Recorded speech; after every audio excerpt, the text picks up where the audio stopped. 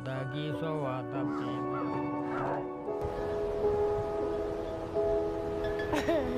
खुम्पू valley from north eastern Nepal, जहाँ Sherpa community के लोग रहते हैं। शेरपा कम्युनिटी में जब किसी बच्चे का जन्म होता है तो उसका नाम जन्म के एक दिन बाद रखा जाता है, पर कुछ रेयर केसेस हैं, जैसे कि लाकपा। जब लाकपा की उम्र 3 महीने की थी तब लाकपा और उनकी माँ एवलांच में फंस चुके थे। अगर कोई छोटे से एवलांच में भी फंस जाता है तो उसे बाहर निकालने से ज्यादा टाइम ढूंढने में लगता है कि वो जमीन के नीचे है कहाँ पर। इसलिए जब कोई एवलांच में फंसता है तो ज्यादा से ज्यादा 30 मिनट में बर्फ में जमकर उसकी मौत हो जाती है। पर घंटों तक डेब्रिस निकालने के बाद भी 3 महीने का लाकपा जिंदा मिला। इसलिए लाकपा की माँ उसे लामा के पास ले गई, जहाँ पर गांव के लोग प्रार्थना करते हैं, और तब लामा ने उस बच्चे का नाम बदलकर रख दिया अप्पा।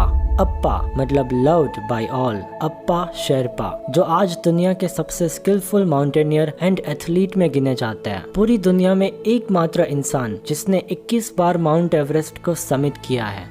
पर अप्पा नहीं चाहते कि उनके जैसा काम कोई और करे, क्योंकि शेरपा कम्युनिटी के लोग बहुत गरीब हैं। वहाँ ना कोई एजुकेशन है ना कोई अपॉर्चुनिटी, इसलिए उनके पास कोई चॉइस नहीं रहता सिवाय माउंट एवरेस्ट पर काम करने का। आप सबने एवरेस्ट मूवी तो देखा होगा, जो मेनली रॉब हॉल पर बेस्ड मूवी है। 1996 से पहले रॉब हॉल और अप्पा शेरपा ने साथ मिलकर 3 बार एवरेस्ट क्लाइम किया था। पर 1996 में रॉब हॉल ने अप्पा को कहा कि इस बार तुम हमारे ग्रुप में आ जाओ, फिर से साथ मिलकर क्लाइम करते हैं। पर अप्पा की वाइफ ने कहा नहीं, तुम कहीं नहीं जाओगे, हमें लॉज बनानी है और मुझे कोई आइडिया नहीं है कि लॉज कैसे बनाते हैं, तुम कहीं नहीं जाओगे। और अप्पा ने अपने बेस्ट फ्रेंड रॉब हॉल को मना कर दिया। अगर आपने एवरेस्ट मूवी देखा है तो आपको पता होगा कि 1996 में रॉब हॉल का ग्रुप एवरेस्ट पर फंस चुका था, बहुत ही क्रिटिकल वेदर कंडीशन की वजह से। रॉब हॉल कभी भी वापस नहीं लौटे।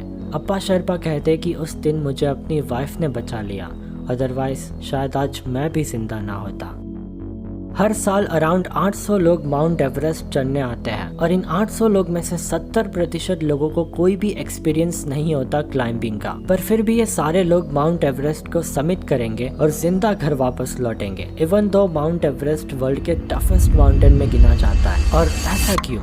इसके 2 बड़े रीजन है। नंबर 2 पैसा एंड नंबर 1 शेरपा। नेपाल और चाइना की लोकल कंपनीज और गवर्नमेंट हर एक टूरिस्ट जिसे माउंट एवरेस्ट क्लाइम करना हो उनसे 10 लाख से 90 लाख तक की फीस लेते हैं। डिपेंड्स ऑन कि आपको किस लेवल की फैसिलिटीज चाहिए माउंट एवरेस्ट पर। अगर आपको हीटेड कैंप चाहिए, डाइनिंग टेबल चाहिए, इम्पोर्टेड फूड चाहिए, वाईफाई चाहिए, सब कुछ मिलेगा, पर इसकी फीस ज्यादा होगी। और माउंट एवरेस्ट पर आप जितने ज्यादा एक्सपेंसिव, आपकी जान बचने के चांसेस उतने ही ज्यादा, क्योंकि आपको फैसिलिटीज बहुत ज्यादा मिलने वाली है। इट्स लाइक अ पिकनिक, और इन सारे लोगों की चढ़ने में मदद करते हैं शेरपा। आपके लिए रूट सेट करना, जरूरी जगह पर लैडर सेट करना, आपका खाना, पानी, जरूरी सामान सब आपके साथ चलता है माउंट एवरेस्ट पर आपके कंधों पर नहीं, शेरपा के कंधे पर। आपके लिए कैंप सेट करना, खाना बनाना, आपकी ब्रेड पर बटर लगाना, अगर आप फिसल जाओ या तबीयत खराब हो जाए तो आपकी मदद करना, और अगर आपके सर पर भूत सवार है कि चाहे कुछ भी हो जाए, मुझे माउंट एवरेस्ट के टॉप तक पहुंचना ही है, वेदर खराब है, मेरी तबीयत खराब है, मैं मर जाऊं, मुझे कोई फर्क नहीं पड़ता। और ऐसी कंडीशन में भी आपको अकेला छोड़कर ना जाए और आपके साथ मरने के लिए भी तैयार हो जाए, उसे कहते हैं शेरपा। अगर शेरपा आपको छोड़कर चला जाए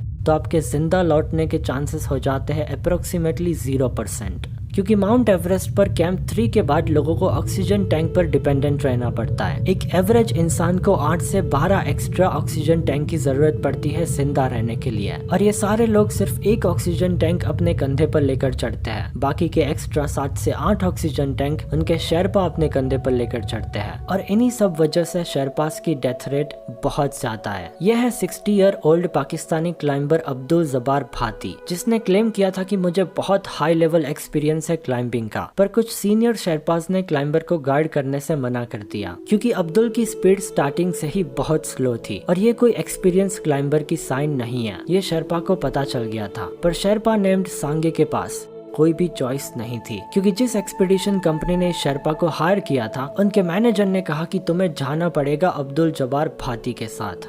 माउंट एवरेस्ट को समिट करने से पहले ही एक डेथ जोन आता है। वहाँ पहुँचते ही वेदर कंडीशन बहुत खराब हो गई और अनफॉर्चुनेटली सांगे का ऑक्सीजन मास्क और गॉगल्स भी बर्फ में जम गए। इसलिए सांगे ने अब्दुल को कहा कि हमें यहाँ से वापस जाना चाहिए। वेदर कंडीशन इतनी खराब होती जा रही है कि अगर हम समिट तक जाएंगे तो जिंदा वापस नहीं लौट पाएंगे। पर अब्दुल ने मना कर दिया। उसके सर पर भूत सवार था कि मुझे एवरेस्ट समिट करना ही है। मैंने तुम्हारी गवर्नमेंट और एक्सपीडिशन कंपनी को बहुत ज्यादा पैसे दिए हैं। मैं यहाँ से वापस जाने के लिए नहीं आया। सांगे ने कहा कि मैं चाहता तो अब्दुल को छोड़कर वापस आ सकता था, पर उसकी जिंदगी भी मेरी जिंदगी जितनी ही इम्पोर्टेंट है। हर एक जिंदगी का सेम इम्पोर्टेंट होता है, ना कोई कम ना कोई ज्यादा। और वैसे भी शेरपा कभी किसी को छोड़कर नहीं आता। फिर दोनों ने माउंट एवरेस्ट समिट तो कर लिया, पर दोनों की हालत इतनी खराब हो चुकी थी कि डेथ जोन में अब्दुल अनकॉन्शियस हो गए और फिर सांगे भी। सेवियर फ्रॉस्ट बाइट की वजह से सांगे के हाथ भी जल चुके थे। सांगे ने कहा कि मैंने सरेंडर कर दिया था और सिर्फ मौत का इंतजार कर रहा था। सांगे की पूरी बॉडी भी बर्फ में जमकर मेटल जैसी हो गई थी, पर लकीली एक शेरपा की टीम ने सांगे को पहचान लिया। पर टीम को पहले लगा कि सांगे इज ऑलरेडी डेड, पर फिर एक शेरपा ने नोटिस किया कि अभी भी सांगे की बॉडी में बहुत फेडेड पल्स चल रही है। उसके बाद टीम ने इस क्रिटिकल वेदर कंडीशन में भी डिसाइड किया कि हम इन दोनों को बचाएंगे। रिटर्न लौटने के बाद जो होता है सबके साथ, वही अब्दुल जब्बार भाती के साथ हुआ। अब्दुल जब्बार भाती का बहुत सम्मान हुआ। पाकिस्तान की गवर्नमेंट ने रिस्पेक्ट की,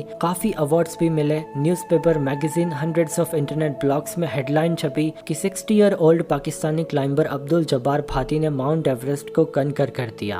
और शेरपा सांगे एज यूजुअल उसकी हॉस्पिटल में ट्रीटमेंट हुई और उसने फिर से अपनी जॉब कंटिन्यू कर ली, क्योंकि सांगे को अपनी फैमिली को सपोर्ट करना था।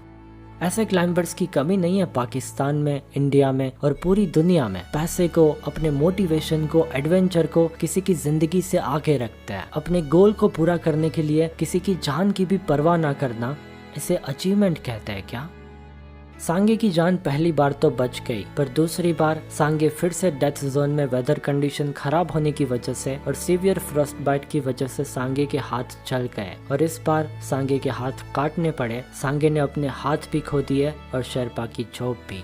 बट सांगे ने तो अपने हाथ खो दिया, कई फैमिलीज ने तो अपने शेरपा खो दिया और अब ये फैमिलीज अपनी पूरी जिंदगी फिर से करीबी में बिताएगी। एक्सपीडिशन कंपनीज माउंट एवरेस्ट से कमाती तो करोड़ों रुपए है, पर एक शेरपा की इनकम पर ईयर सिर्फ 3.5 लाख रुपए। अगर आप मंथली काउंट करो तो होते हैं सिर्फ 30,000 रुपए।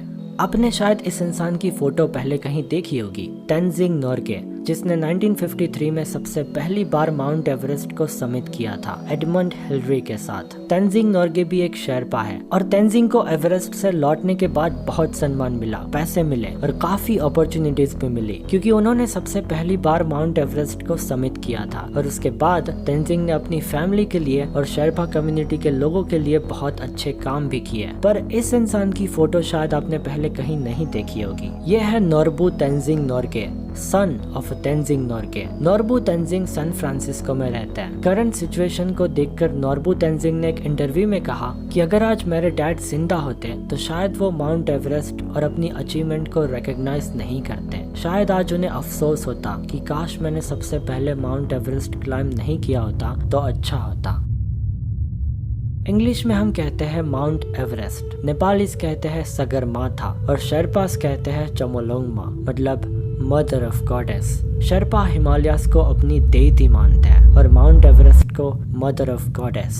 इसलिए शेरपा कहते हैं कि माउंट एवरेस्ट पर प्लास्टिक को जलाना या फिर किसी भी पशु को मारना एक बहुत बड़ी गलती है और उस गलती की सजा भी भुगतनी पड़ती है। माउंट एवरेस्ट चढ़ने से पहले शेरपास अपने क्लाइंट यानी टूरिस्ट के साथ एक मीटिंग करते हैं। उस मीटिंग में क्लाइंट्स को बोला जाता है कि अगर आप माउंट एवरेस्ट के समिट से 100 मीटर भी दूर हो और उस वक्त वेदर खराब होने पर या फिर आप दोनों में से किसी की तबीयत खराब होने पर अगर आपका शेरपा आपको कहे कि हमें वापस लौटना पड़ेगा तो आपको वापस लौटना पड़ेगा। शेरपास कहते हैं कि हमें पता है कि आप गवर्नमेंट और लोकल कंपनीज को बहुत पैसे पे करते हो और आपका गोल है माउंट एवरेस्ट को समिट करना, पर ये पैसे और माउंटेन से ज्यादा इम्पोर्टेंट चीज है आपकी जिंदगी। पर फिर भी अगर आप शेरपास की बात नहीं मानते और आप मरोगे तो आपके साथ शेरपा भी मरेगा, इसलिए आपको शेरपा की बात माननी पड़ेगी। पर फिर भी कुछ अंधे लोगों के दिमाग में ये बात नहीं घुसती, अपने गोल और अचीवमेंट के लिए खुद भी मरते हैं और साथ में शेरपा भी मरते हैं, ये जानते हुए भी कि अगर मैं मरूंगा तो मेरी फैमिली फिर से अपनी पूरी जिंदगी गरीबी में निकालनी पड़ेगी। इसीलिए खुम्बू वैली के लोग माउंट एवरेस्ट पर चढ़ने वाले हर टूरिस्ट के लिए प्रार्थना करते हैं ताकि सब लोग सही सलामत रिटर्न लौट सके, क्योंकि अगर क्लाइंट वापस नहीं लौटा तो शायद शेरपा भी वापस नहीं लौटेगा। गोल सेट करना गलत बात नहीं है, पर गोल्स के साथ फ्लेक्सिबल ना रहना गलत बात है। अगर आपके गोल को स्विच करने से किसी की जिंदगी में बदलाव आता है, किसी की जिंदगी बच जाती है, तो उस गोल को स्विच करने को भी एक अचीवमेंट कहते हैं। अप्पा शेरपा एक फाउंडेशन चलाते हैं, अप्पा शेरपा फाउंडेशन। ये फाउंडेशन में जितने भी पैसे जमा होते हैं वो सारे खुम्बू वैली के छोटे बच्चों के एजुकेशन के लिए खर्च होते हैं, ताकि हम जैसे लोगों के अंधे गोल्स फ्यूचर में इन छोटे शेरपा की मौत का कारण ना बन सके। अगर आप स्टूडेंट हो तो आपको डोनेशन करने की कोई जरूरत नहीं है, पर अगर आप इंडिपेंडेंट हो, कोई जॉब या फिर कोई बिजनेस कर रहे हो, तो आप जितना चाहो उतना डोनेट कर सकते हो। It will really help them. और इन अदर केस आप इस वीडियो को अपने फ्रेंड्स एंड फैमिली के साथ शेयर भी कर सकते हो। और अगर